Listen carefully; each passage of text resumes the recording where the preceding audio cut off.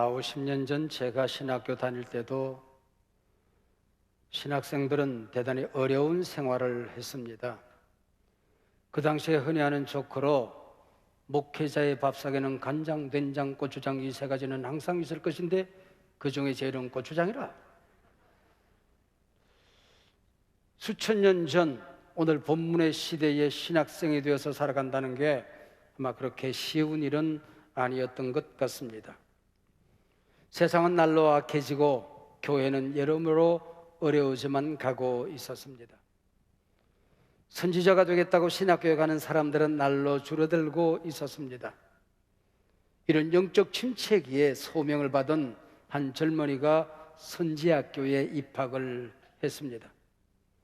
선지학교 신대원에 다니던 이 학생은 불의의 사고로 아내와 두 아들을 남겨둔 채 별세합니다.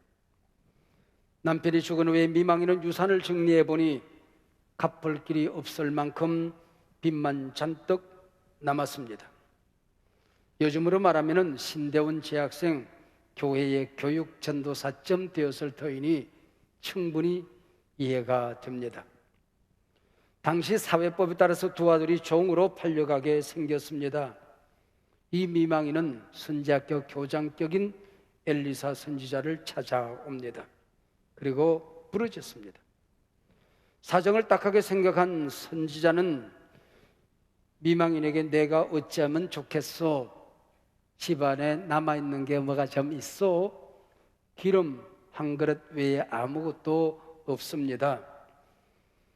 마을을 다니면서 되도록 많은 그릇을 빌려 오시오.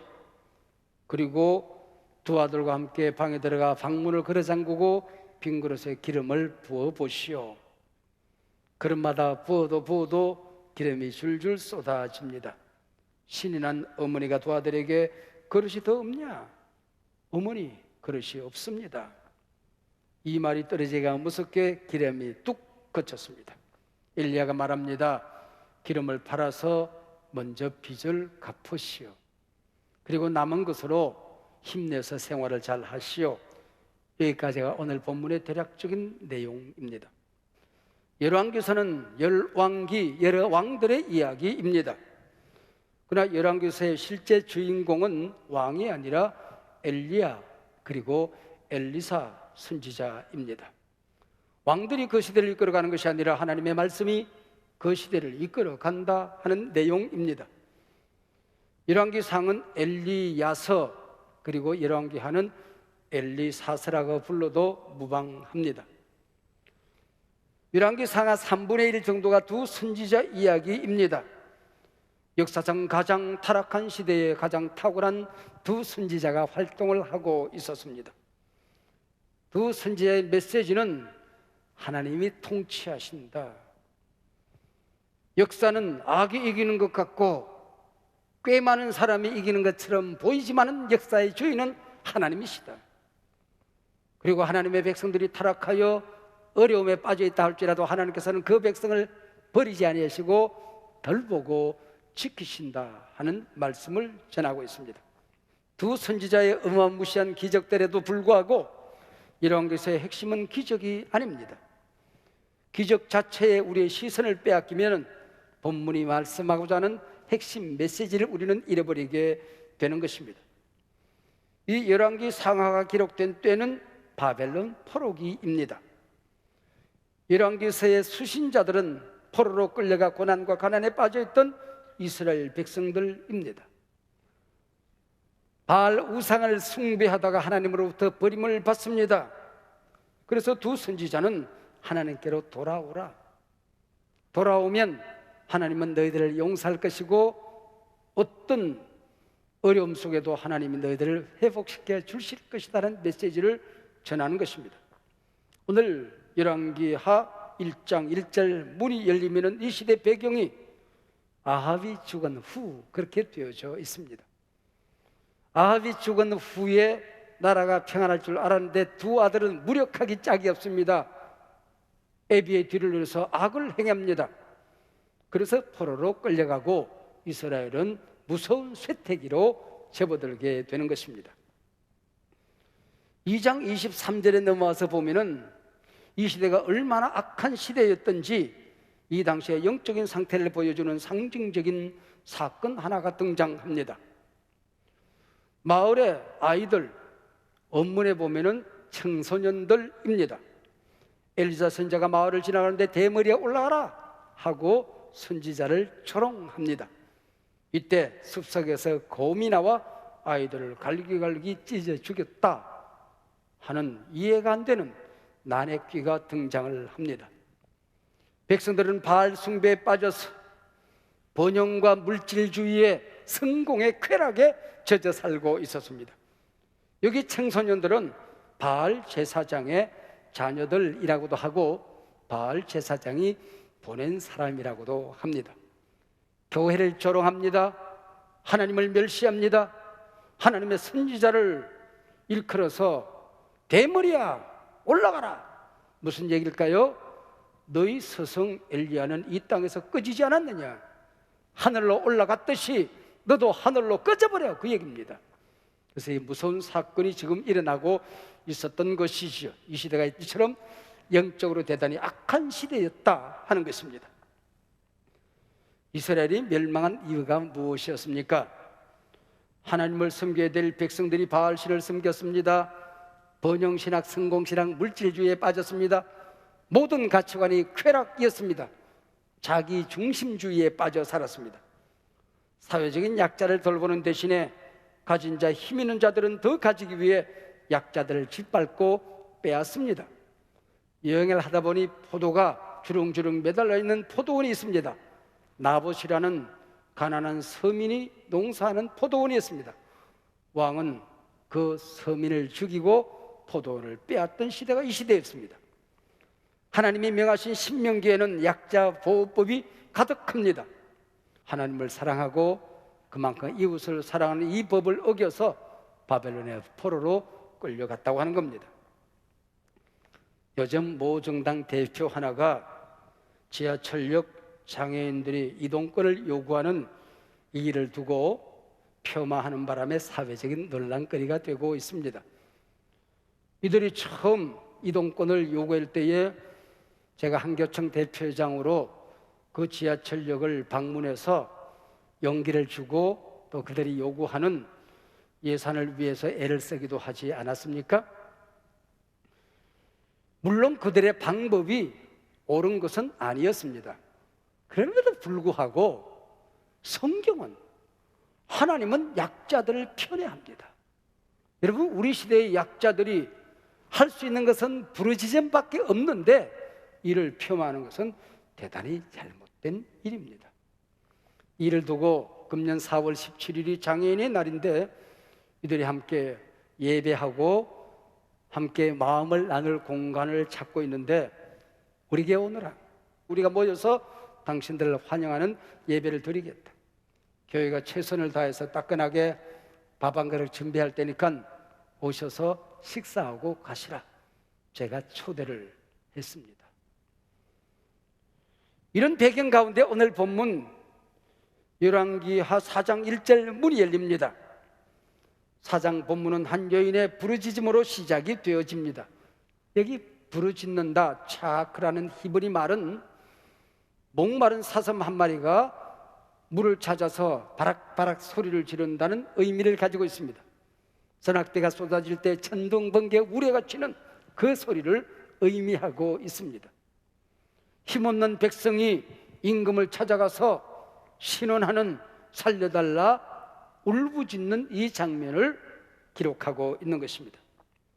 예나 제나 울부짖음, 부르짖음은 약자들이 가진 최고의 무기입니다.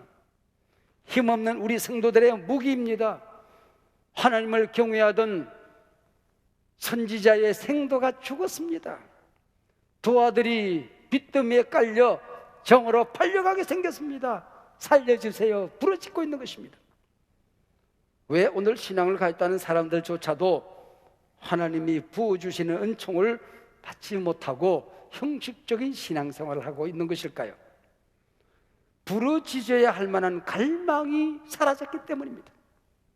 얻지 못하면 구하지 않기 때문입니다. 오늘날 교회 열심히 나오는 성도들도 거룩한 갈증, 거룩한 갈망을 잃어버렸습니다. 요한계시록 3장 17절에 보면은 네가 말하기를 나는 부자라 부유하여 부족함이 없다 하나 네가 곤고한 것과 가련한 것과 눈먼 것과 벌거벗은 것을 알지 못하는도다라고 말씀하고 있습니다. 갈망이 없는 라오디게아 교인들, 그게 너 아니었느냐? 이 시대의 형식적인 크리스찬의 모습 아니냐 그 얘기죠. 그릇이 텅텅 비었음에도 불구하고 신앙의 경륜이면, 형식적이지만 교회 생활하면, 이 위기 시대에도 그래도 예배 시간 꼬박꼬박 예배하노라면 하나님이 나를 도와주셔야지, 하나님이 나를 잘 살게 만들어 주셔야지. 나는 부족함이 없다, 갈망을 잃어버렸습니다. 하나님의 은혜 없이는 살 수 없음을 아는 것, 이게 갈망입니다. 하나님이 부어주시지 않으면 나는 빈털대로 살 수밖에 없다는 사실을, 자기를 발견하는 것, 이게 갈망입니다. 이런 사람만이 부르짖습니다. 이런 사람만이 하나님을 찾아오는 것입니다. 내 어머니는 젊은 나이에 남편을 잃었습니다. 남은 것이라고는 어리고 철없는 두 아들, 그리고 남편이 남기고 간 빚더미 뿐이었습니다. 이때 내 어머니 나이 32살. 기가 막히죠. 근데 내 어머니는 항상 너희들만 있으면 된다, 너희들만 잘 자라면 된다, 항상 대내이셨습니다. 농사지어 추수해도 그 곡식들은 우리 것이 아니고 체주의 것이었습니다. 엄마, 우리는 뭘 먹고 살아? 왜 농사지어서 다른 사람 다 갖다 줘? 빚은 갚아야 하는 기야. 그리고 하나님이 우리는 먹이실 거야, 걱정하지 마. 이런 여인은 세상에 내 어머니밖에 없는 줄로 알고 저는 살았습니다. 오늘 본문에 우리 집과 엇비슷한 가정이 나옵니다.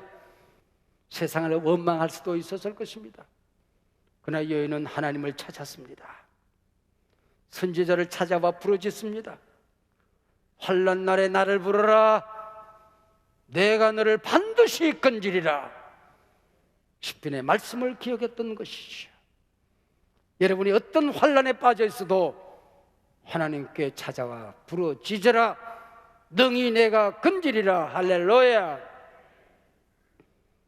찾아와 부르짖는 이 여인에게 엘리사는 내가 너를 위해 어떻게 하랴 말하고 있습니다. 이 말을 얼핏 잘못 들으면 날 보고 어째라고 이렇게 들립니다. 그러나 전혀 그런 말이 아니고 대단히 긍정적으로, 대단히 적극적으로 응답하는 내용입니다. 내가 너에게 무엇이든지 해주고 싶다, 이런 표현이에요. 무엇이든지 해주고 싶을 뿐만 아니고 무엇이든지 해줄 수 있다, 우리 하나님은, 그 얘기입니다. 이것은 우리를 향한 하나님의 마음이요 하나님의 응답입니다. 문제를 안고 온 당신의 자녀들을 향한 하나님의 긍휼입니다. 내 집에 무엇이 있느냐 묻습니다. 이 말은 대단히 중요합니다. 이 말 속에 기적의 원리가 담겨져 있습니다. 물론 우리 하나님은 창조주이시죠. 무에서 온 세상을 만드신 분이십니다. 그러나 천지창조 이후 하나님은 내게 있는 작은 것을 내어놓을 때에 역사를 베푸시고 기적을 베푸십니다. 포도주가 떨어진 잔치집에서 스리스리 마술이 뿅, 연기 속에서 포도주가 나오지 않았습니다. 물을 길어오느라 물이 변하여 포도주가 되는 것입니다. 하나님은 없다고 낙심만 하고 있는 사람에게 아무것도 해주지 않습니다. 어리석은 사람들은 지금 가진 것이 없으니 부자 된 다음에 하나님을 섬기겠다고 합니다. 지금 섬길 수 없는 사람은 부자 되어도 섬길 수가 없는 것입니다. 지금은 건강하고 바빠서 내가 내일 하고 세상 섬기다가 시간 많이 남으면 그때 하나님 섬기겠다고 말하는 사람이 있습니다. No. 지금 섬길 수 없는 사람은 그때도 섬기지 못합니다. 여러분, 그때 되면 얼마나 바쁜지 아십니까? TV 보기가 바빠 죽어요. 밥 먹고 나면 한심 자야 되고, 저녁 먹고 나면 금방 또 자야 되고, 잠자기 바빠 죽습니다. 그래서 백수가 과로 사는 겁니다, 여러분. 마가복음 6장에 오병이어의 기적이 나오지요. 그날따라 예수님의 말씀이 길어졌습니다. 그리고 해가 서산에 뉘엿뉘엿 넘어갑니다. 이 사람들이 거기에 쓰러지게 생겼어요. 제자들이 예수님께 찾아옵니다. 이 사람들 빨리 돌려보내 각자 마을에 가서 뭔가 사먹게 합시다. 예수님께서 너희들이 가진 게 뭐냐? 두루 살펴보니 어린아이가 도시락 하나를 가지고 있어요. 보리떡 5개, 물고기 2마리입니다. 삐쩍 마른 거. 그걸 이 어린아이가 예수님께 드렸더니 이 도시락 하나로 5,000명이 먹고도 남음이 있었습니다. 많은 사람들이 자기에게 없는 것을 탄식합니다. 남이 가진 것 부러워하며 살아갑니다. 하나님은 묻습니다. 내게 있는 게 무엇이냐? 이 미명이는 대답합니다. 기름 한 그릇밖에 없습니다. 그래서 어떤 사람들은 요즘 신학생들이 이중직을 해야 된다. 앞으로 목사들도 교회만 섬기는 것이 아니고 작은 교회 성도님들이 세상의 직업을 가지고 목회하는 이중직을 논의하고 있습니다. 우리 교단도 곧 그렇게 될 것입니다.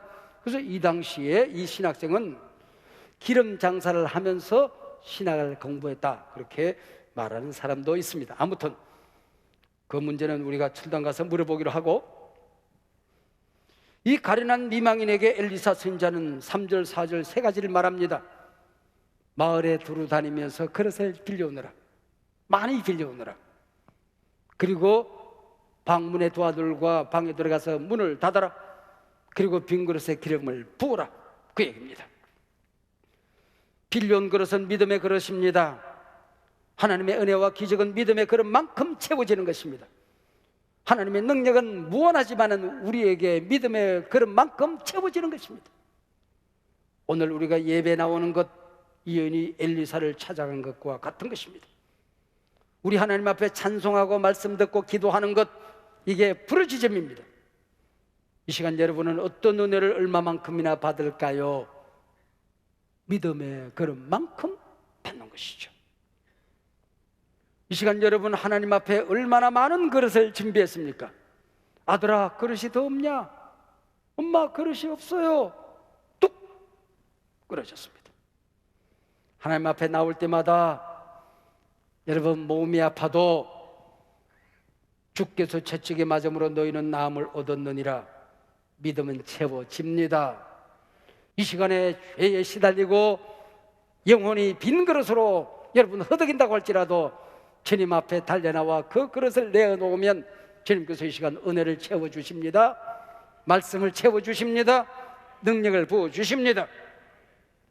오늘 보면 4절, 5절, 6절 하나님의 은총을 받는 자세가 나옵니다. 문을 닫고 들어가 빈 그릇에 기름을 부으라는 것입니다.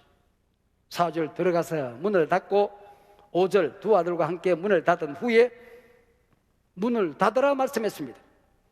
성경에 하나님의 임재와 능력과 역사를 경험할 때에 문을 닫으라고 하는 것이 참 많습니다. 엘리야 선지자가 사렙다 여인의 아들을 살리실 때 문을 닫았습니다. 엘리사가 수넴 여인의 아들을 살리실 때 문을 닫았습니다.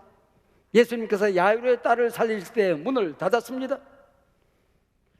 이 귀한 사역을 행하시며 모든 사람 앞에 공적으로 행하셨다고 할지라도 하나님께 영광이 되었을 법도 한데 왜 문을 닫으라고 그랬을까? 하나님을 믿지 않은 사람들이 기적을 보면 야, 진짜 하나님 살아계시는구나, 전도가 되었을 터인데 왜 문을 닫으라고 말씀하셨을까? 하나님은 이 신령한 일을 은밀하게 믿음을 있는 사람들에게만 행하기를 원하셨던 것입니다. 아마 동리 사람들에게 문을 활짝 열고 이 일들이 일어났다고 한다면 너도 나도 집에 가서 항아리를 들고 여다 부으라고 소리를 질렀을 것입니다. 아수라장이 되었을 것입니다. 필시 이때부터 이 여인은 신비주의자가 되어서 믿음을 퇴색시키고 말았을 것입니다. 그 기름병에 무슨 신령한 능력이 있는 줄 알고 아마 이 여인을 죽이고 기름병을 뺏는 사람들도 있었을 겁니다. 조그만 기름 그릇에서 계속 기름이 쏟아져 준비된 그릇마다 기름이 채워질 때에 손이 떨리기 시작합니다. 이 여인의 심장이, 두 아들의 심장이 떨리기 시작하는 것입니다. 꿈을 꾸는가 흐르는 기름만큼이나 눈물이 뚝뚝뚝 떨어집니다. 두 자식 굶기지 않겠다고 몸부림하던 지난날이 주마등처럼 지나갑니다. 빚쟁이 데려와서 두 자식 끌고 가겠다고 얼음장을 놓을 때에 떨리고 요동쳐던 심장이 기쁨으로 지금 다시 뛰고 있는 것입니다. 지난날 방문 그릇 잠그고 두 아들을 품에 끌어안고 어쩌나 우리 아들 어쩌나 우리 아들, 못난 애비 못난 어미 만나서 굶고 살아야 되는구나, 어쩌나 못난 애미 밑에서 태어나 이것들아 종으로 끌려가는구나. 눈물로 두 아들을 도닥거리던 일들이 지나갑니다.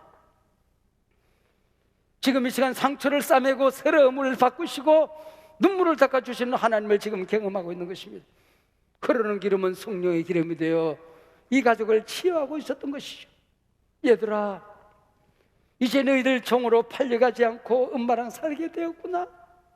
엄마, 우리 남의 집에 가서 이제 종으로 안 살아도 되는 거야. 그럼 온 가족이 찬송합니다. 그 두려움이 변하여 내 기도 되었고 전날의 한숨 변하여 내 노래 되었네. 이 역사적인 전환점이 오늘 이 예배가 되기를 축복합니다. 두려움이 변하여 기도가 되고 한숨이 변하여 노래가 되는 능력의 예배가 되기를 바랍니다. 선지자가 말합니다. 기름을 팔아서 이제 빚을 갚아라.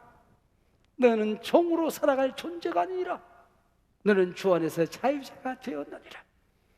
그리고 남은 기름으로 힘을 내서 잘 살아야 한다. 마귀에게 끌려가서 죄의 종이 되어서 살아가던 우리 예수님 우리를 자유케 하셨습니다. 너의 모든 죄값을 내가 감당했다. 내 모든 빚을 내가 감당했다. 자유해라. 세상을 숨기며 세상을 채우며 살아라 말씀하신 것입니다. 어쩌다 사장이라는 프로그램이 있더라고요. 어쩌다가 저는 6만 한국교회 800만 성도를 목회하는 목사가 되었습니다. 실제로 저 자신이 가지고 있는 힘은 1만 우리 성도님들을 섬기기에 더 벅찬 사람이라는 걸 여러분이 잘 알고 있습니다. 그러나 여러분의 기도를 등에 업고 한국교회를 숨기는 사람이 되었습니다. 우크라 전쟁이 터져도 울진 삼척 동해안 지역에 산불이 나도 제가 해결해야 될 것만 같은 거룩한 부담감이 밤잠을 자지 못하게 만듭니다. 여러분들은 기름 떨어진 여인의 입장에서 오늘 말씀을 듣겠지만은 저는 기름 채우는 엘리사 입장에서 어떻게 이 땅에 무너진 신뢰를 텅텅 비어가는 한국교회를 채운담, 그리고 이 땅에 상처난 곳을 어떻게 어루만진담, 어떻게 산불은 어떻게 치유한담, 밤낮 기도할 수밖에 없습니다. 산불난 울진 지역을 찾아갔습니다. 새까맣게 탄 산을 바라보면서 여기 나무를 심자. 태안반도에 기름이 흘러내릴 때에 손톱이 새까맣도록 기름을 닦았듯이 저 산에 한국교회 성도님들이 벌벌 기어다니며 나무 심자. 그리고 기도했는데 나무 심는 것은 우리가 할 수 있는 게 아니래요. 산림청이 해야 되는 일이랍니다. 그래서 수목을 잘 골라라고 저만 하고 왔습니다.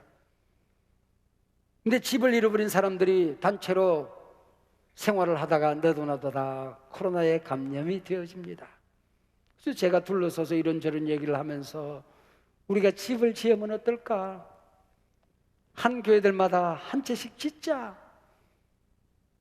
그리고 그냥 편안하게 둘이 여러 사람이 대화를 했는데 그 다음날 언론들이 이영모 목사가 집 지어준단다 보도해버렸어요. 한교총 대표회장이 예장 총회장이 집 지어준단다 언론이 보도를 해버렸어요. 이제는 꼼짝없이 지어주게 생겼습니다. 급하게 우리 총회 임원회를 소집을 해서 우리 총회가 앞장서서 산불난 지역에 사랑의 집을 짓자. 한교총 우리 회원 가입 교단이 35개 대형 교단들입니다. 한 교단에 우선 한 채씩 짓자. 그러다 보면은 지금 한 200여 채 가까이 되는데 200여 채도 지어지게 될 것이라고 저는 믿습니다. 주여, 나의 빈 그릇을 채워 주시옵소서. 이 사회에 빈 희망의 그릇을, 복음의 그릇을, 상처로 얼룩진 이 땅 능력의 기름을 채우는 한국교회가 되게 하여 주시옵소서.